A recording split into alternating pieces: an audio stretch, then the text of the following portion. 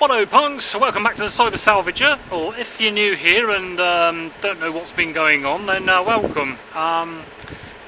If you did see my last quickie video, you probably noticed that the interior of my truck was kind of taken apart, owing to having issues with the remote central locking not working properly. Turns out it was only a connector behind the switch for the interior door light which was loose. Would you believe it?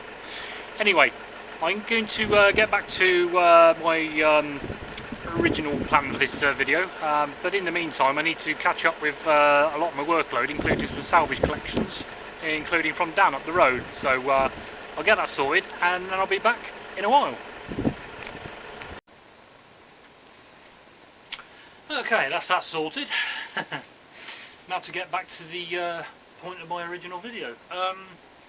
So if you'd seen my previous video on selling strategy for the trouble I've been having with eBay, I've done a bit of reconfiguring with things. So all the items I've had related to hobbies and sidelines, they're all out. The items I've been selling for a friend who didn't have internet access, they're all out. And I also have a lot of new old stock items which I thought were a bit deserving of a better platform. Frankly, so they're out as well. Some of those items I've started listing on Marketplace on Facebook as well, and I've also started looking at some of my lower end value collection only items that I have on eBay. I've started cross-listing those on Facebook, internet and on Marketplace as well. You'd probably think I'm a glutton for punishment for doing that. You're probably right. Get a lot of those messages that say, oh, is this still available, and give them all the details. I said, yeah, it is. It's my address. This is where I'll be at my workshop facilities, and then nothing, which is a bit annoying. So what I did with those listings, I've also put a bit of a note on those, a caveat if you will. It says, well, anyone who clicks on that generic "is this still available" message will just have their message ignored, really, so I don't have the time for it. Anyway, getting on with the other items, I thought what I'd do is kind of explore all these other platforms that I could use. I've seen a lot of other channels where people have been going on for other things besides eBay and Marketplace. But before I do, what I thought I'd do is, some of the stock I'm just holding in storage in my bedroom are in here. You probably recognise these boxes from a previous quickie video. Just all these Verifone card reader adapters. The old large type where you fit your kettle leads in there. And then that one, some smaller types. Some of the various kettle leads I have. These ones so these ones are continental European plugs on them, so there might be a market for them somewhere. So these are the conventional ones, and I have what they call the clover leaf type of plug in there. We'll find what that is. Different to your conventional kettle leaf. Yep. Something else I got from the clearance some time ago were a load of these. These are just basically card reader docks.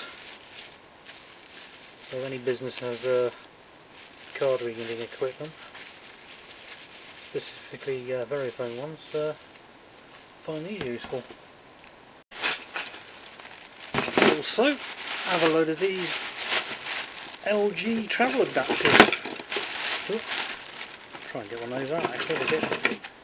I was a bit tangled with these. Yeah, that's that type. Well, it says on the label as for this model only, though I'm not sure exactly what model it's for, but it's the what do you call it, the micro USB connector on it, so you can connect to plenty of various different devices with that anyway. Right, coming downstairs into the conservatory workshop, I have a few more items, such as these little glass filler caps. Now, this particular one I have listed on eBay because it's in a huge condition, but I do have a quantity of these that are unused, although unpackaged. I've actually checked the manufacturer's website in the States, and some of these go up to like $200, which is pretty mad. So, yeah, see what I can do with these. Right, now one of my non-new old stock items, these bearings that I've salvaged from all sorts of places. Apparently there's a good market for these, for reconditioning, for reuse in machines, but I've just got to try and tap into that market really. What I do is just like check, just give them a quick spin to see if they run smoothly and there's no kind of grinding or anything there. They should be good to go. Everything from these little ones here all the way up to these Chuck Norris fidget spinners. Yeah, pretty wide variety of stuff. Right, so that's those. Yeah, just going to look and see what I can do with those. But now what I thought I'd do is explore the various different other platforms. So yeah, let's go and have a look at that as well. Gumtree. If you thought Facebook's marketplace was bad, ...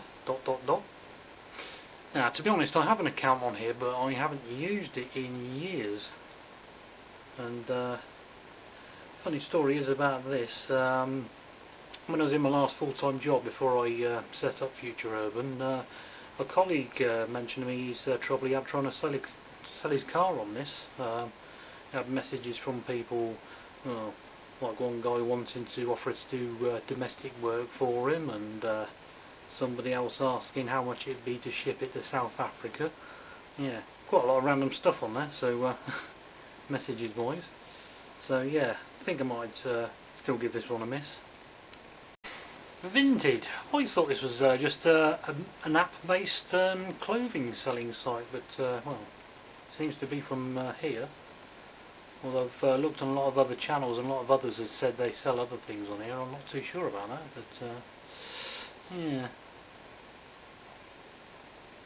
I think I might give it a wide berth anyway. Vinteria. Not sure if this is affiliated with Vinted because they do sound similar. And this is one for furniture specifically. Yeah, I have quite a few refurbished and upcycled furniture projects which I might consider going on this. Just have to work out what the logistics are of sending the items out that I sell. But yeah, definitely worth a try. Etsy. Haha. Now I was I just thought I'd put this one here anyway because I was on it originally for doing some of my salvage and upcycled my upcycled items such as my artwork and things, and it seems that they sell anything and everything on here these days, not just crafted items, which is a bit bizarre. But yeah, I was on it for a short while, then I moved off because I wasn't having any results, and apparently it was an ex-manager of eBay who took over running of it, and yeah, heard quite a few bad stories about it, so not sure if I go back to it, but yeah, I thought I'd leave it here for anyone to comment below. Whatnot. Now there's another couple of channels I follow who have mentioned being on here. Just get rid of that. And for those who don't know, I think it's basically a cross between eBay's auction section and YouTube, where members could do live auction sales online. If you can like stand me hamming it up on here, I might just consider giving this a go as well. Got potential anyway. I've got loads of things I need to shift. So yeah, that's it really. Brilliant. So that's all of that. Yeah, be good to see what I can do with all these various different platforms. how I can increase my sales, how I can increase my marketing, see how things go from there. Of course, if you have any other comments of any other things I might have missed or you want to include, yeah, just put a comment in the links below. Put a comment below rather. I'm going to put my links in the comments below as well. But yeah, make sure you look at those. Yeah, and come back next time. And in the meantime, subscribe to my channel, go to the notifications and clap the bell, and yeah, I'll be back as soon as I can. Bye for now.